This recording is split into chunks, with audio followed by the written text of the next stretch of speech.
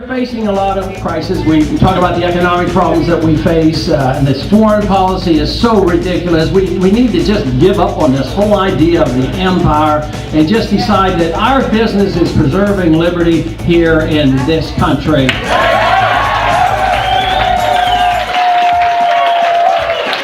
You know, the oath of office that we take when we go into the military or into the Congress or become president, and that is to uphold the Constitution and both, I guess, all enemies, foreign and domestic. We are a very, very powerful country, militarily speaking. In other areas, we're getting weaker and we're insecure and we have to throw our weight around, and I think that is very bad. But since 9/11 has occurred, and since they have totally misinterpreted the cause of 9/11, and because we have done exactly the opposite thing by invading more and more countries overseas, how would we respond if anybody did that to us? I mean, we'd be furious too. But the greatest threat here has been at home when you think of everything that's happened since 9/11. Believe me.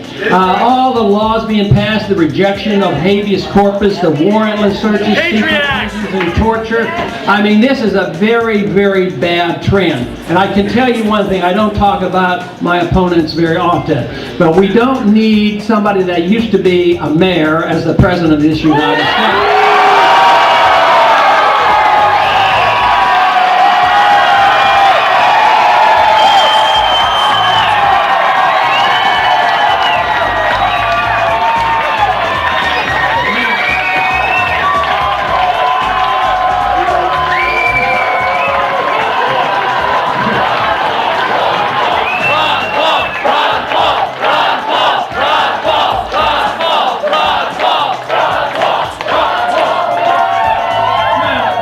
Now, I never tried that line before. That's more popular than the Federal Reserve System.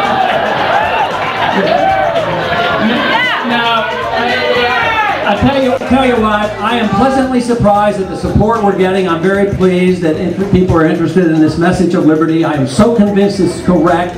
And I am absolutely convinced also that if anybody has any human compassion for their fellow man, that it has to be found through liberty. It cannot be found through authoritarianism and the doctrinaire efforts of the federal government.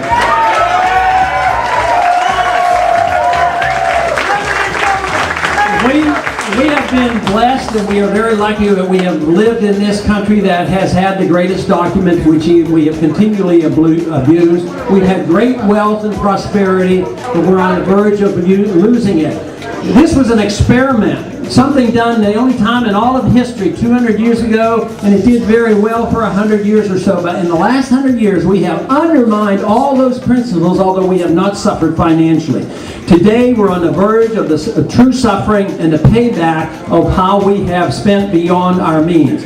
So this is an opportunity as well as a challenge, and the challenge is very simple. All political action, all our activities should be designed for the preservation of liberty. If we have our liberties, we will not have to worry about any of our problems. Thank you very much.